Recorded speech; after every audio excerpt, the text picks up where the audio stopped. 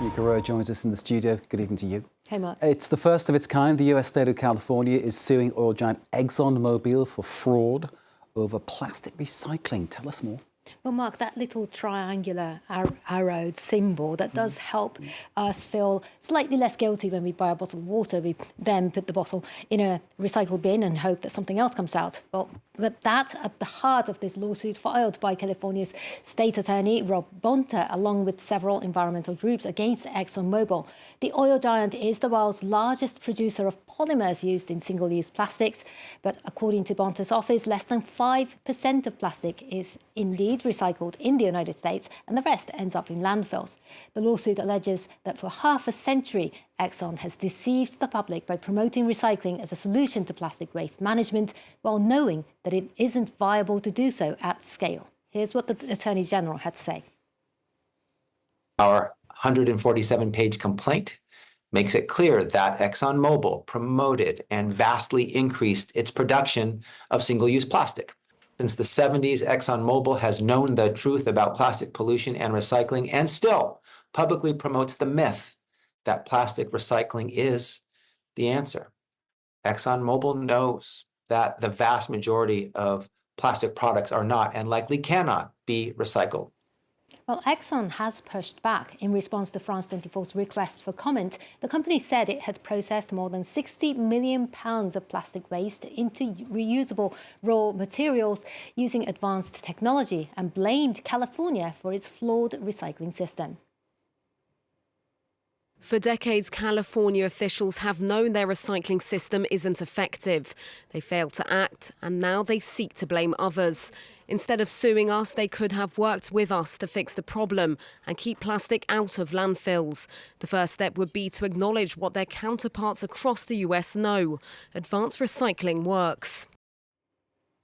Well, for more about big oil and their role in plastic and other pollution, let's cross now to Washington to speak with Alyssa Johl. She is the Vice President at the Center for Climate Integrity, an advocacy group whose findings in a report published earlier this year were used as evidence in the lawsuit. Alyssa, thank you for joining us.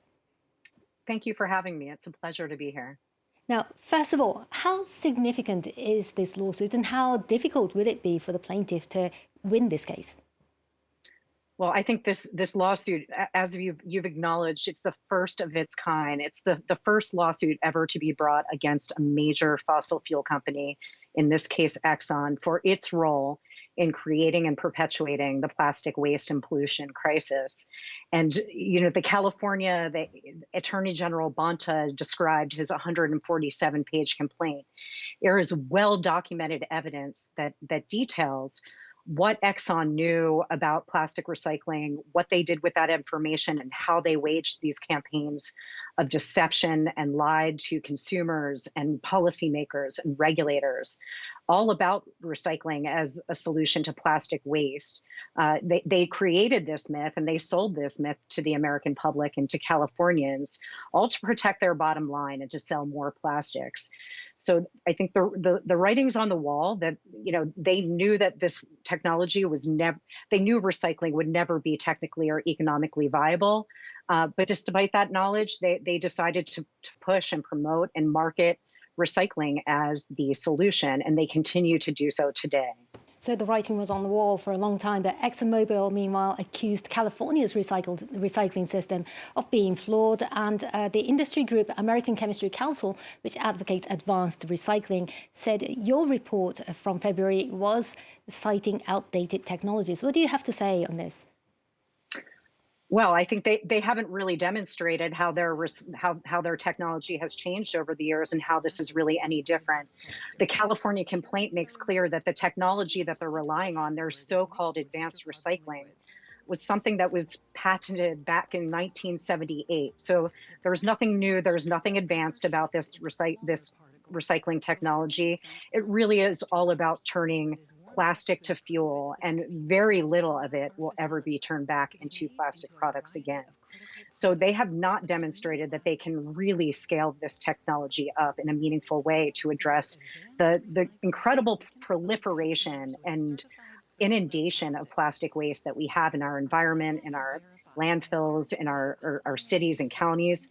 this is all because of them, and they're just doubling down. I mean, what we see in their response and how they responded to it, they're doubling down by saying that advanced recycling is in fact the solution, and they're placing blame on consumers and the state for having failed to address the waste management problem. But really, at the end of the day, this is a problem that was created, and a crisis that was created by Exxon and other petrochemical companies.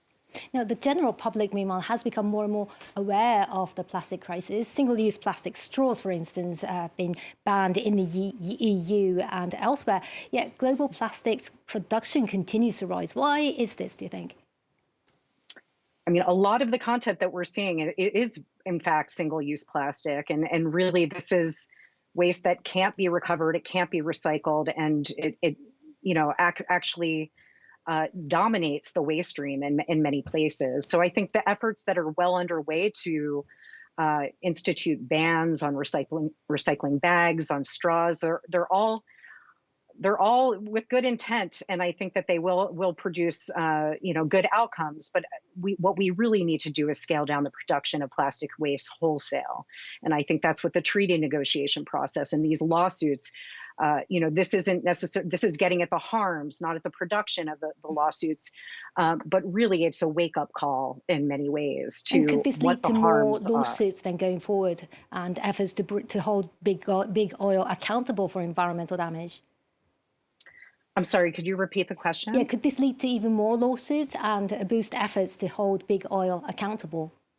Absolutely. I think, states are not the only ones who have something at stake.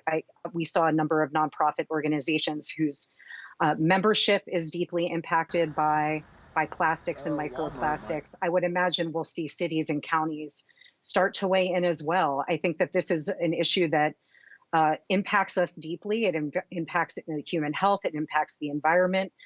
We don't have a good solution to date, and really the solution is to phase out and phase down and to stop the lies. I mean, that is really what is being asked of at the present moment.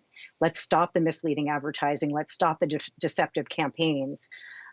We shouldn't be promoting a technology that will never have any real effect. Well, Alyssa Johl from the Center for Climate Integrity, thank you so much. Thank you so much. Have a good evening. An all-important topic, Mark. Absolutely vital stuff. Yuka, thank you for bringing that guest to us, going through what is a really important issue.